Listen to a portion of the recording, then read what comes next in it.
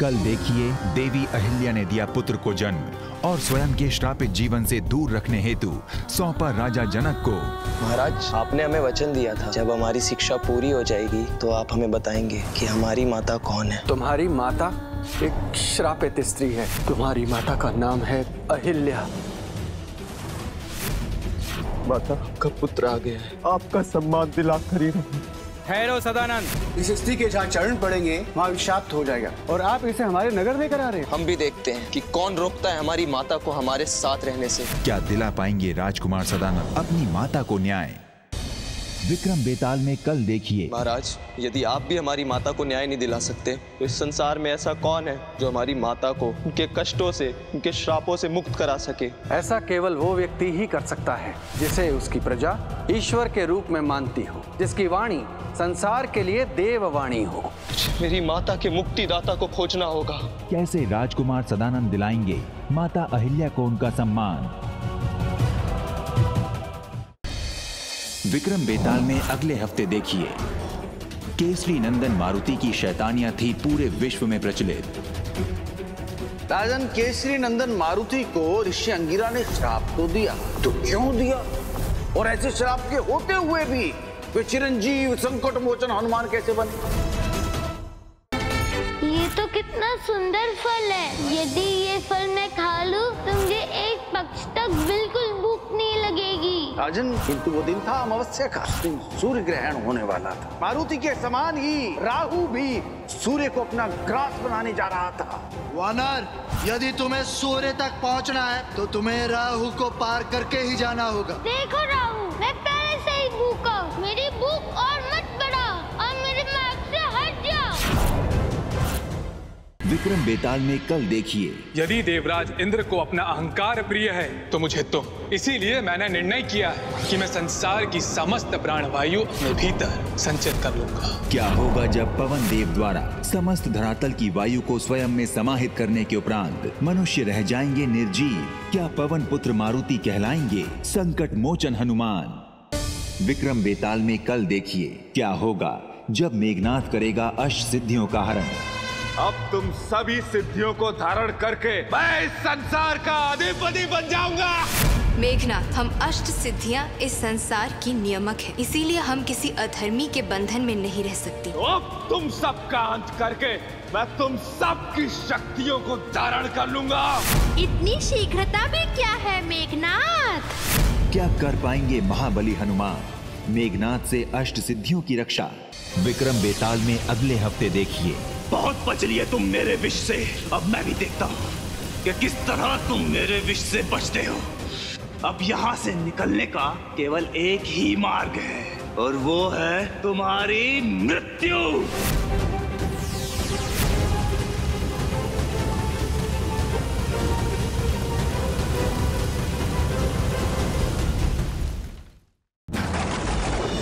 देव भद्रकाल, आपका विक्रम बलि तो छली निकला, भाग गया मेरे भय से।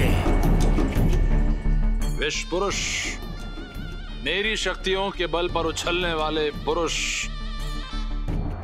तुम अपने अहंकार में ये भूल गए कि वो विक्रम है और विक्रम का बचना यानी कि तुम्हारा अंत। देव भद्रकाल, विक्रम जीवित आपके कारण है, अन्यथा मैं कब का उस विक्रम का अंत में अपने विष से कर चुका होता। विष पुरुष, ना तो तुम्हारे विष में धर्म है और ना ही ज्ञान है, और विक्रम के पास शक्ति भी है और बुद्धि भी। तुम अधर्म के साथ खड़े हो और विक्रम धर्म के साथ। मैं चाहता था कि तुम विष पुरुष बनकर नहीं, धर्म पुरुष बनकर उसका वध करो, किंतु तुमने। आप चिंतित ना हो देव, वो विक्रम जहां कहीं भी छुपा है मैं उसे ढूंढ निकालूंगा। अरे ढूंढने का आप समय कहां बचा है तुम्हारे पास? इससे पहले कि वो तुम्हारी मृत्यु का मार्ग ढूंढ ले, जाकर उज्जैनी को जला दो। जब उज्जैनी जलेगी तो वो स्वयं दौड़ता हुआ तुम्हारे सामने आकर खड़ा हो जाएगा। जाओ। जो आज्ञा दे।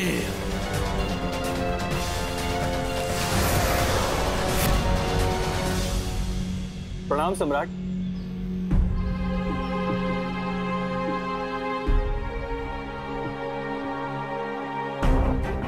परमीर जी, उस विश्व पुरुष का सत्य अब सबके सामने आ चुका है, किंतु समस्या अब वो नहीं है। समस्या अब ये है कि हम उसे रोकेंगे कैसे। महाराज, उस विष पुरुष का विष कालकूट विष से भी भयंकर है। हम स्वयं देख चुके हैं आचार्य जी। उसके विष के सामने हमारी कोई शक्ति कार्य ही नहीं कर रही थी। वो निश्चित रूप से हमें ढूंढता उज्जैनी जा रहा होगा। इससे पहले कि उज्जैनी पर संकट बने, हम उसे रोकने का कोई मार्ग ढूंढना होगा। आप में से किसी के पास है कोई मार्ग उसे रोकने का? महाराज, इस कालकूट विष को स्वयं महादेव ने धारण किया था, परंतु इस विष का क्या काट है ये हम सबकी समझ में नहीं आ रहा। महादेव, तो उसे रोकने का अब केवल एक ही मार्ग है, काल भैरव।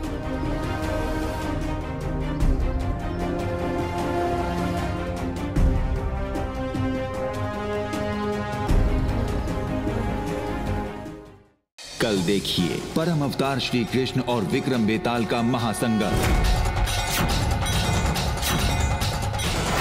क्यों पार्वती को बचाने के लिए कृष्ण खड़े हुए शिव के विरुद्ध।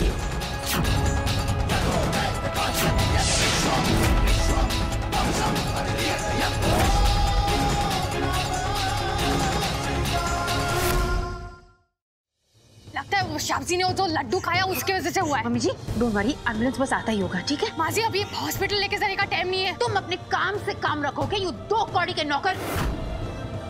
Gate out of here. Don't you dare ask me to get out. मैं अखिलेश को छोड़ के कहीं नहीं जाऊंगी।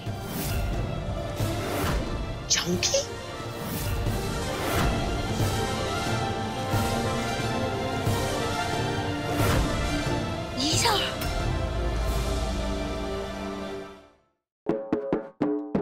अरे नाचो ना। जब अपने आप अच्छा डबली बजता है तो हमरे पैर थिरकने लगते हैं। कछु तो प्रॉब्लम है। प्रॉब्लम नहीं है पगली, चलो एक बार और चलो।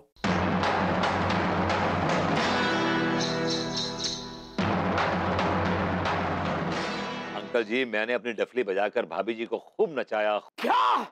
या तूने अंगूरी के सामने डफली बजाई? क्या नाचे है भाभी जी, मजा आ गया। पापा और केट दीदी कछु प्लान कर रहे थे। कैसो प्लान? पापा कह रहे थे कि ना तो नानी आएंगी और ना तो अतवीर मामा आएंगे। ये बात है। एक खबर लाया हूँ, सुनोगी तो चौंक जाओगी। जल्दी सुनाओ।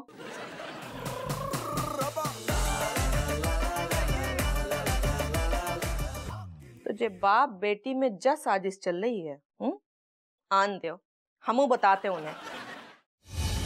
वेदी, वेदी, वेदी, वेदी, वेदी, वेदी आंखें खोल बेटा। वेदी, वेदी तुझे कुछ नहीं होगा, आंखें खोलना। अरे वेदी को तो सांप काटा है।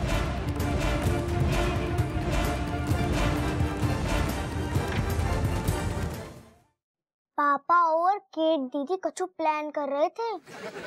कैसो प्लान? पापा कह रहे थे कि ना तो नानी आएंगी और ना तो अतवीर मामा आएंगे। ये बात है। एक खबर लाया हूँ, सुनोगी तो चौंक जाओगी। जल्दी सुनाओ।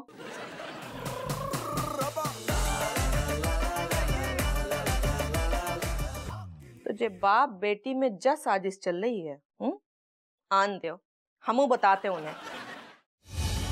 वेदी, वेदी, वेदी, वेदी, वेदी, वेदी आंखें खोल बेटा। वेदी, वेदी तुझे कुछ नहीं होगा, आंखें खोलना। अरे वेदी को तो सांप काटा है।